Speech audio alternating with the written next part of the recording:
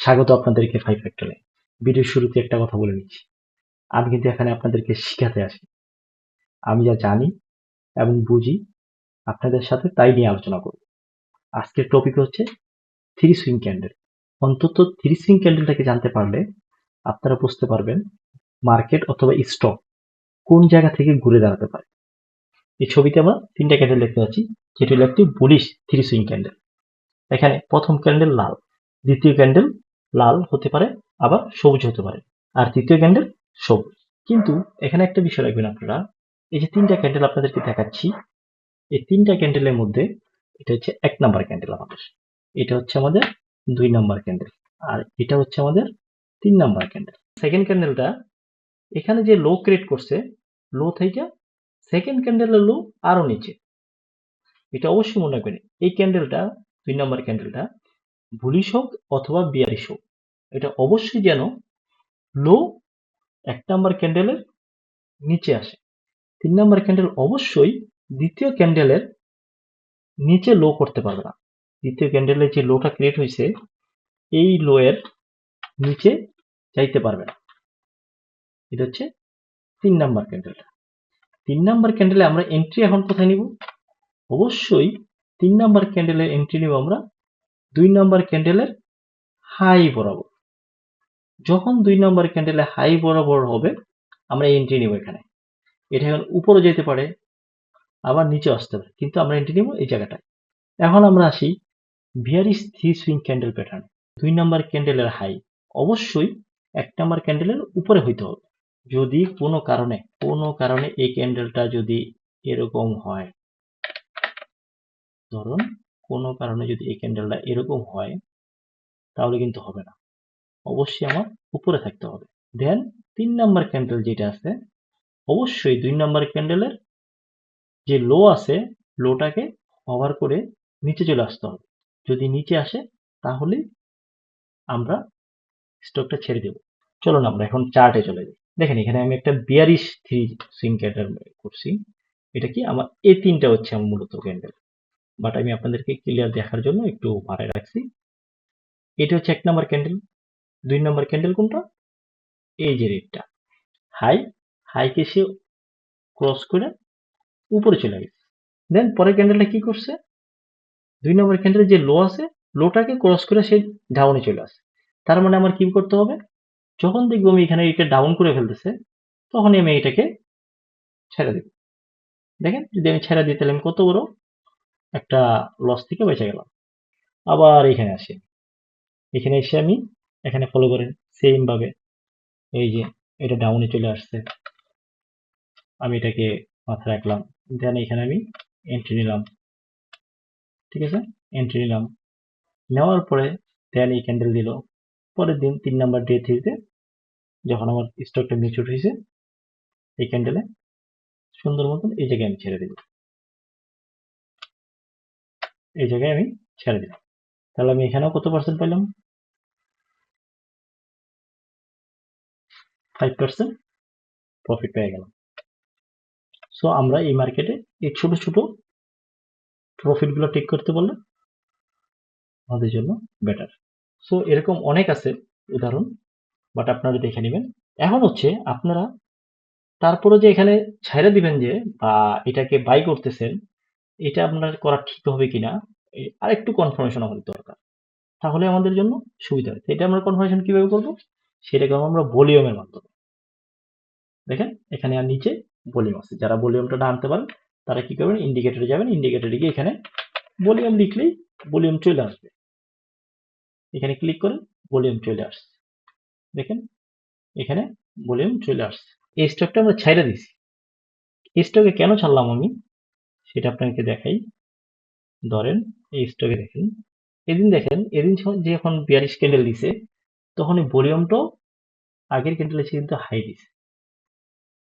তার মানে এখানে কি সেলার প্রেসার বেশি, তখনই আমার বুঝে নিতে হবে এটা আমাকে ছেড়ে দিতে হবে।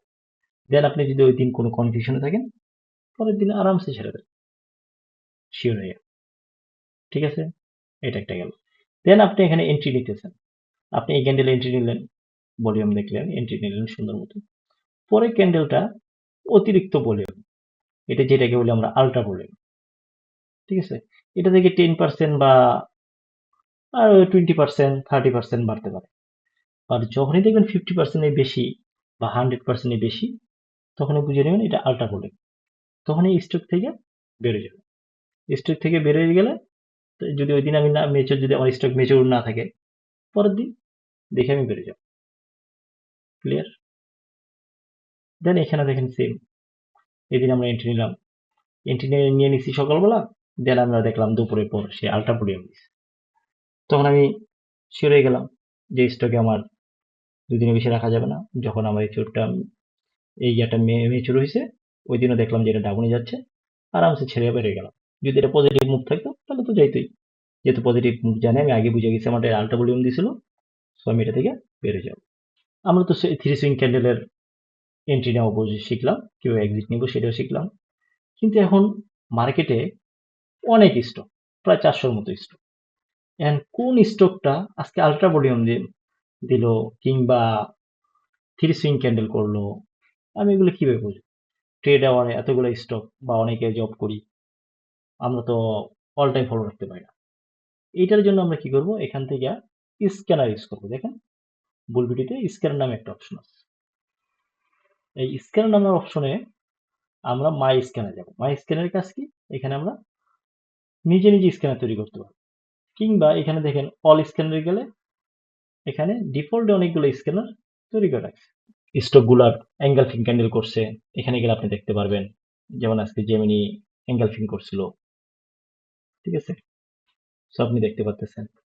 এখন আমরা ওইগুলা যা যা ফলো করে করবেন, নয়তো নিজেরা মেক করে নেবেন।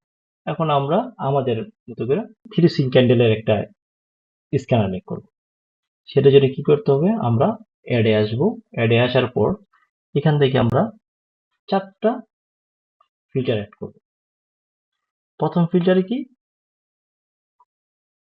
জিরো ডে থাকবে, এখানে লো প্রাইস দিব, লো প্রাইসটা গ্যাটার দেন করে দিব। লো প্রাইসটা এখানে গেলেই লো প্রাইস নিতে পারবেন, দেন গ্যাটার দেন করে দিব। দেন এখানে আবার লো প্রাইস, লো প্রাইসে আগের দিনের থেকে আমার পরের দিনের লো প্রাইস ডাউনে ক্রস করতে হবে, ডাউনে থাকবে, ঠিক আছে? তারপরটা নিব কি, এটা লো প্রাইস নিব, এটাকে দিলাম কি ডে 1, আর এটা দিলাম ডে 2, এটাও লো প্রাইস দিব। দেন চলে আসবে এখানে, এখানে এসে আমি কি করব, ক্লোজ প্রাইস দিব। ক্লোজ প্রাইস গ্রেটার দেন পরের দিনের হাই, হাই প্রাইস। আগের দিনে ক্লোজ প্রাইস থেকে পরের দিনের হাই প্রাইসটা আজকের দিনে প্রাইস ক্লোজ করছে। ভলিউম, আগের দিনের ভলিউম আজকের ভলিউম মিনিমাম 10% ডাউনে থাকতে পারে, বাট এটা গ্রেটার দেন উপরে থাকবে। এইভাবে যখন আমি স্ক্যানটা সেট করব, এখানে রান দিলেই আমার স্ক্যানারটা কাজ করবে। এখন আমরা দেখি কোন কোন স্টকগুলো আমার থ্রি সুইং করছে। দেখছেন এই ক্যান্ডেল থ্রি সুইং। এখন কত হচ্ছে, আপনি এই ক্যান্ডেল থ্রি সুইং করলো, আপনি কি এখানে এন্ট্রি নেবেন কিনা? অবশ্যই না। কেন না?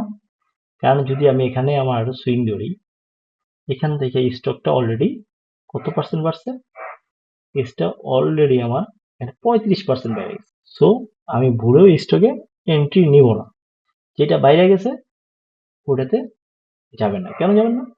জাস্ট আপনারা একটা জিনিস মনে রাখবেন, যেই ট্রেন স্টেশন থেকে ছাইড়া দিছে, ওইটার পিছনে দৌড়ে লাভ নাই। ওইটাকে যদি আপনি ধরতে যান, 99% রিস্ক থাকে, ঠিক আছে? সো কখনোই আপনারা রানিং ট্রেনে উঠতে যাবেন। স্টেশনে যে ট্রেন ওয়েট করতেছে ওইটাতে ওঠেন, অথবা হর্ন বাজতেছে ছেড়ে দিবে, দেন যদি আপনি বুঝতে পারেন ওই ট্রেনে উঠেন। যেমন এই স্টকটা দেখেন, এটা থ্রি সুইং করছে, তাই না? যদি আজকে আপনি এই স্টকটা এন্ট্রি নিতেন, আপনার জন্য ভালো কিছু হতো। আইবিপি নিয়ে দেখেন, এই দেখেন আইবিপি, আইবিপি আলট্রা ভলিউম দিচ্ছে আজকে। অনেক এই জায়গায় সকালে এন্ট্রি নিছে, যখন এখানে পেয়ে গেছে, পাই যাওয়ার পরে দেখেন শেষ সময় হোল্ড হয়েছে, কিন্তু এটা আলট্রা ভলিউম। যে আজকে কিনলেন, মেচুর হইতে হইতে আপনি কেনা দামে ছাড়তে পারবেন, কিন্তু লস হচ্ছে না আপনার, এটুকু আপনি নিশ্চিত করতে পারেন। তো ভালো থাকবেন। অবশ্যই যদি এই ভিডিও দেখে আপনাদের কোনো উপকার আসে, আপনারা সাথে থেকে ট্রাই করবেন।